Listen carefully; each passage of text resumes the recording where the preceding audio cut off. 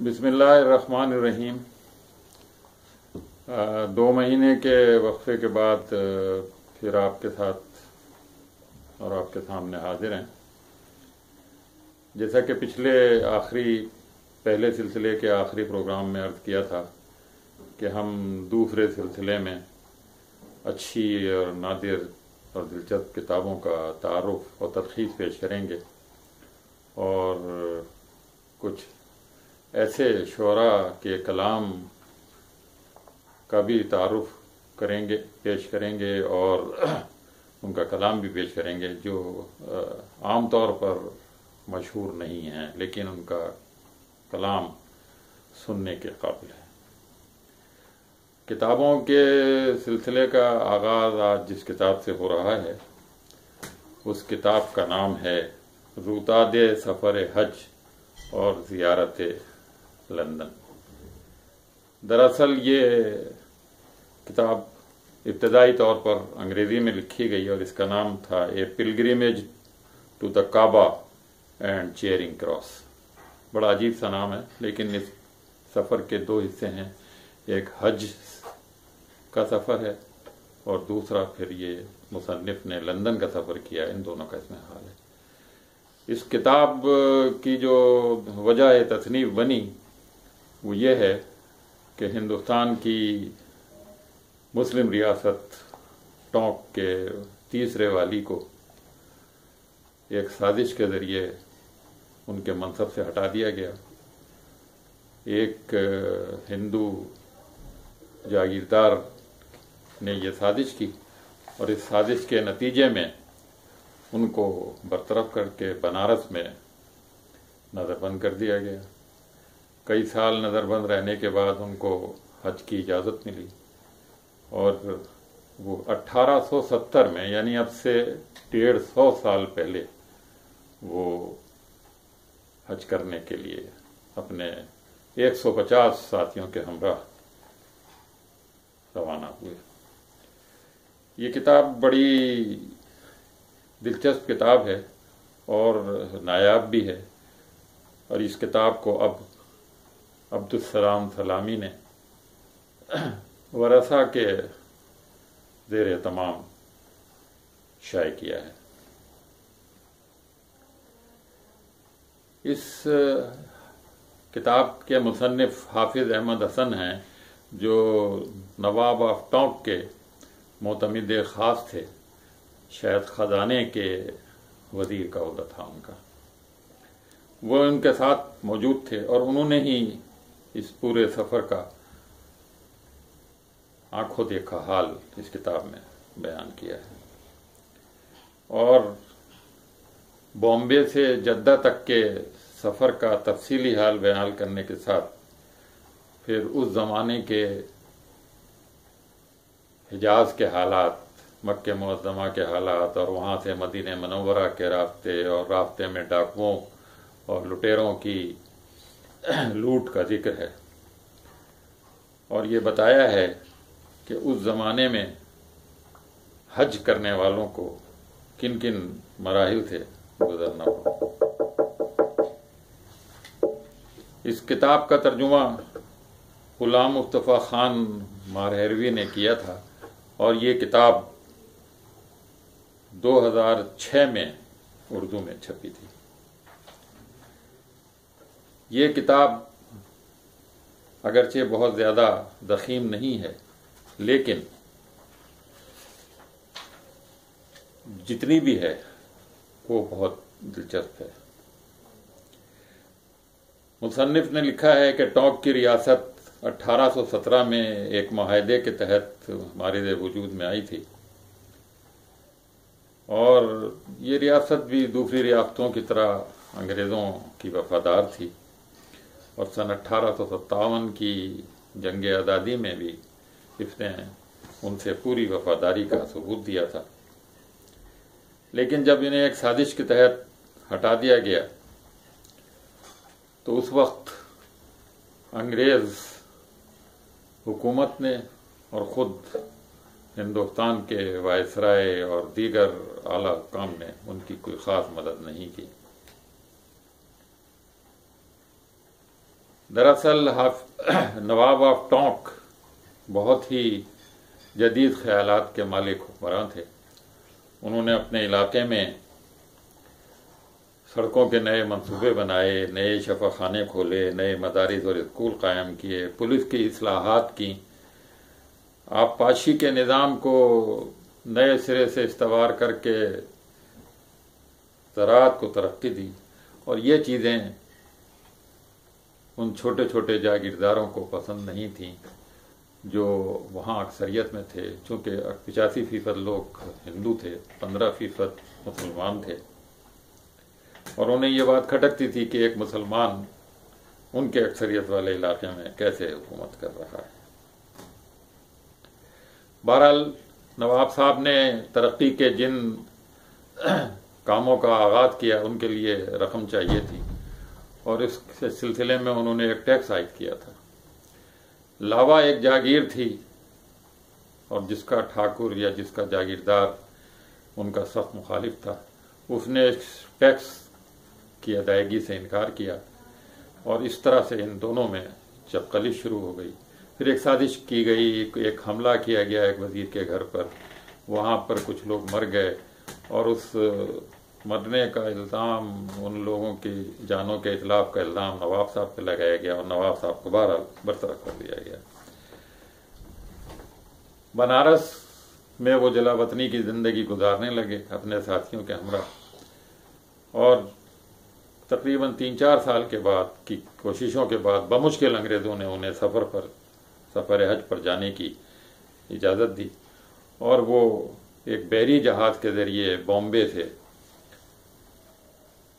Jeddah روانہ ہوئے.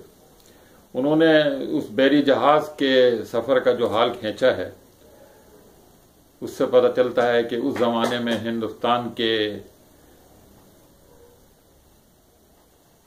عازمین حج کن مشکلات کو برداشت کر کے سفر کرتے تھے. بہرحال وہ اپنے 150 ساتھیوں کے قافلے میں وہاں روانہ ہوئے، اور انہوں نے جہاد کی جو دلچسپ باتیں لکھی ہیں اس کا اتنا تفصیل سے ذکر کیا ہے، لیکن یہاں بہرحال تفصیل سے بیان نہیں کیا جا سکتا.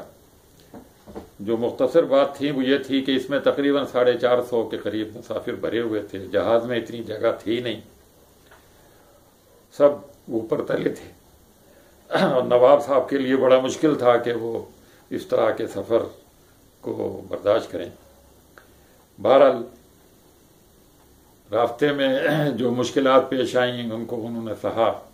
طوفان اس زمانے میں بہت شدت سے آیا کرتے تھے، اور سوائے مچھلیوں کے کوئی اور چیز راستے میں نظر نہیں آتی تھی. مصنف نے لکھا ہے کہ یہ مچھلیاں ایسی تھیں جو اڑتی بھی تھیں، اور ان کی پرواز عام طور سے 20 فٹ کے قریب ہوتی تھی.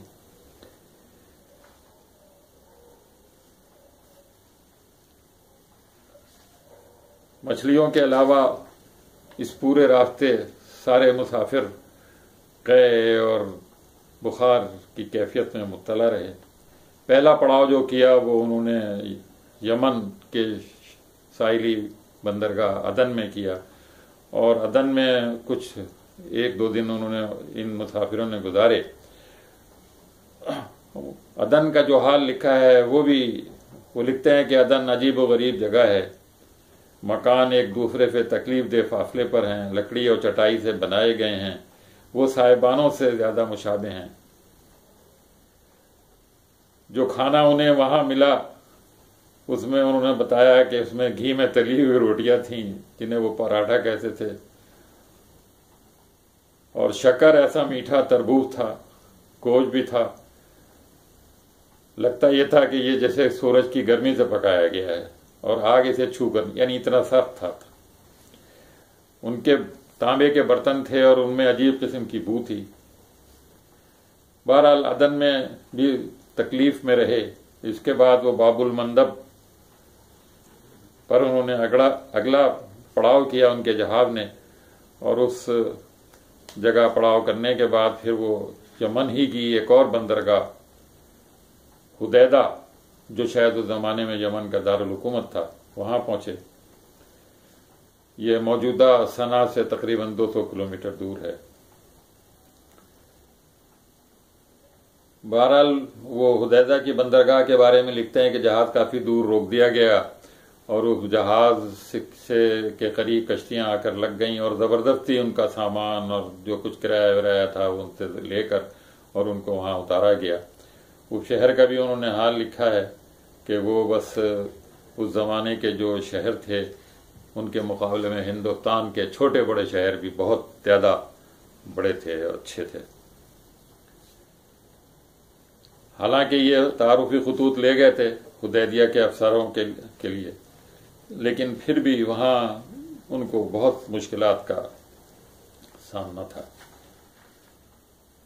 حدیبیہ کے بعد وہ جدہ پہنچے اور جدے کے بارے میں وہ لکھتے ہیں کہ جدہ ایک چھوٹا سا شہر تھا، اس زمانے میں اچھی دکانیں بھی نہیں تھیں، مگر ضرورت کی ہر چیز وہاں بہرحال مل رہی تھی۔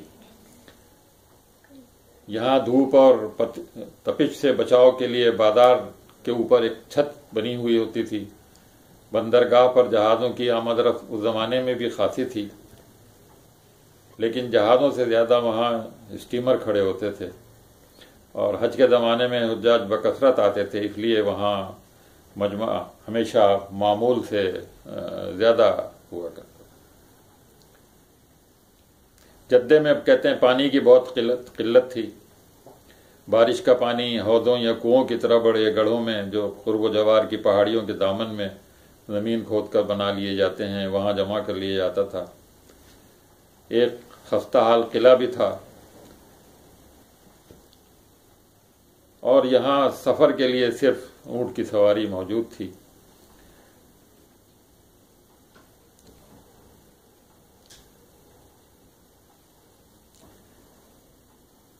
اور یہ اس اونٹ کی سواری کا انہوں نے بڑا دلچسپ حال بیان کیا ہے۔ اس سے پہلے ان لوگوں کو کبھی اونٹوں سے وابستہ نہیں پڑا تھا۔ بہرحال یہ 150 آدمی تھے جن کے لیے 70 یا 80 اونٹ لیے گئے تھے، اور یہ بدو ان اونٹوں کو چلاتے ہوئے ان کو لے جاتے تھے۔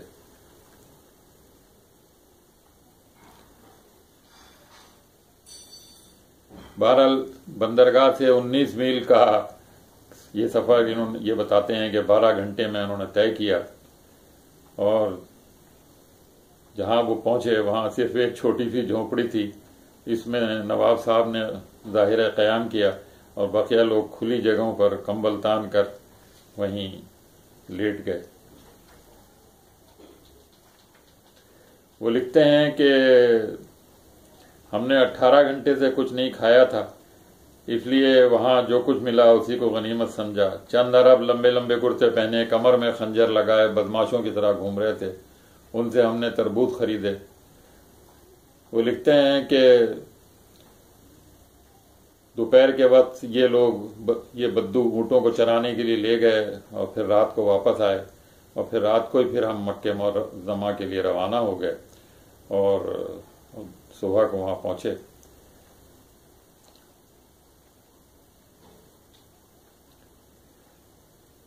کہتے ہیں کہ اس زمانے میں بھی مکہ ایسا لگتا تھا کہ یہ ایک بڑا شہر ہے۔ یہ شہر غیر معمولی دلچسپی کا حامل تھا۔ حج کے زمانے میں دلچسپی اور بھی بڑھ جاتی ہے۔ دنیا اسلام کے ہر گوشے سے بکثرت آدمی جمع ہوتے ہیں، ہر قسم کا لوگ، ہر ملک کے آدمی وہاں موجود تھے۔ انہوں نے کہا کہ اس زمانے میں جو فوج تھی وہ ایک ترک افسر کے زیر کمان تھی جو مکہ کا بادشاہ کہلاتا تھا۔ انتظامی اور عدالتی امور شریف مکہ کے ہاتھ میں تھے۔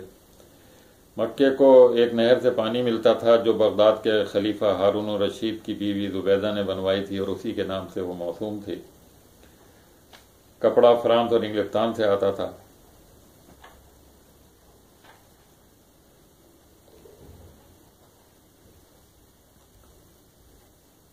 انہوں نے بتایا کہ مکانات خشک پہاڑیوں کی بغلوں میں بنے ہوئے تھے اور ان مکانوں سے کعبہ نظر آتا تھا۔ انہوں نے کہا کہ مکہ پہنچنے کے بعد مکان کو ٹھیک ٹھاک کر کے اور آرام لے کر حاجی کے لیے سب سے پہلا کام بیت اللہ کی زیارت کرنا ہے، اور ہم بھی اس زیارت کے لیے روانہ ہوئے۔ حج میں ابھی ایک ہفتہ باقی تھا۔ یہ کہہ رہے ہیں کہ یہ متبرک اور مقدس عمارت جسے کعبہ کہتے ہیں، اس جگہ تعمیر کی گئی ہے جہاں حضرت ابراہیم علیہ السلام نے پہلی مرتبہ قائم کیا تھا اسے۔ اس وقت سے اس وقت تک اس میں بہت سی تبدیلیاں ہو چکی ہیں۔ موجودہ عمارت تقریباً 8 گز مربع ہے، اور یہ سیاہ رنگ کے پتھر ہیں۔ ہر پتھر کا ٹکڑا گول اور جسامت میں ایک مکفٹ ہے۔ عمارت کی بلندی 10 یا 11 گز ہے، اور پانی کی نکاسی کے لیے چھت میں سونے کا ایک پرنالہ نصب ہے۔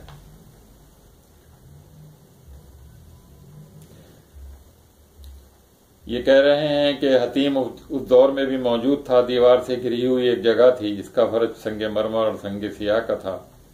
یہاں حاجی قرآن کی تلاوت کرتے تھے اور نوافل پڑھتے تھے۔ حرم کا دروازہ تقریباً 3 گز اونچا اور 2 گز چوڑا تھا۔ اندر ستونوں پر مختلف رنگوں کے خوبصورت سنگریزوں سے قرآنی آیات لکھی تھیں۔ کہ اندر 3 ستون بتا رہے ہیں، اور یہ کہا جاتا ہے کہ یہ تینوں ستون حضرت عبداللہ ابن زبیر کے زمانے میں بنائے گئے تھے۔ طواف کا راستہ اس وقت بھی سنگ مرمر کا تھا،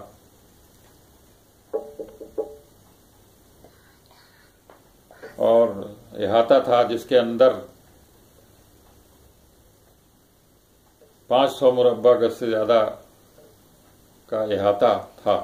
اس کے اندر جو جگہ تھی، احاطے کی دیواروں کے چاروں طرف ایک برآمدہ تھا جو رات کو بلوری لالٹینوں کی روشنی سے جگمگاتا تھا۔ ان کے خیال کے مطابق حرم شریف کے 40 سے کم دروازے نہیں تھے، اور ہر ایک کا جدا نام تھا۔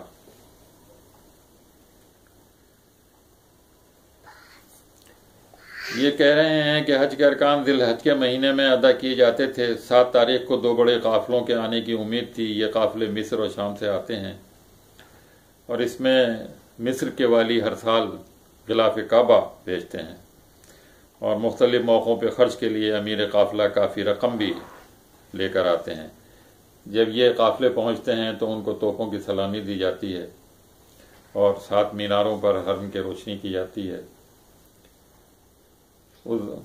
جو پاشا کہلاتے تھے اور شریف مکہ، یہ بہت ہی پروٹوکول کے ساتھ عرفات میں آتے تھے، اور جلوس میں انہوں نے بتایا ہے کہ مسلح سپاہی ان کے آگے آگے ہوتے تھے، اور اس طرح سے حج کا فریضہ انجام دیا جاتا تھا۔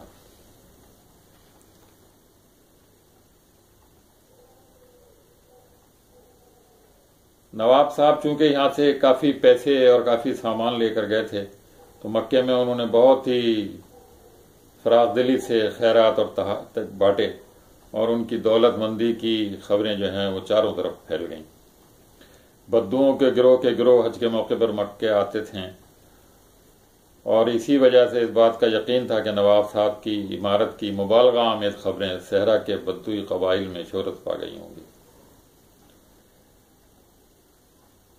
حج سے فارغ ہونے کے بعد حضور نبی کریم صلی اللہ علیہ وسلم کے روضے کی زیارت کے لیے یہ قافلہ مدینہ روانہ ہوا، لیکن اس زمانے میں مکے سے مدینہ کا رابطہ قطعاً محفوظ نہیں تھا، اور جگہ جگہ ڈاکو اور لٹیرے ان قافلوں کو لوٹ لیا کرتے تھے۔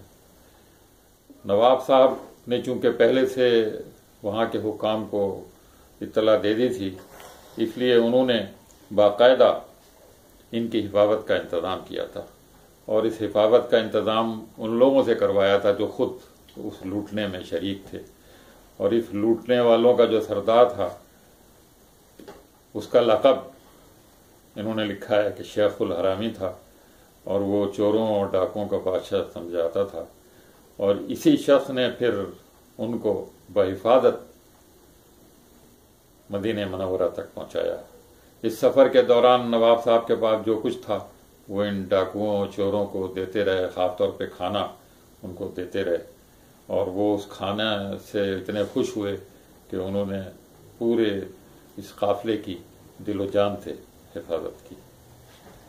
کتاب میں پھر مکے سے مدینہ پہنچنے کے بعد اور پھر مدینہ سے واپس جدہ آنے کا حال لکھا ہے، وہ انشاءاللہ اگلی نشست میں بیان کریں گے۔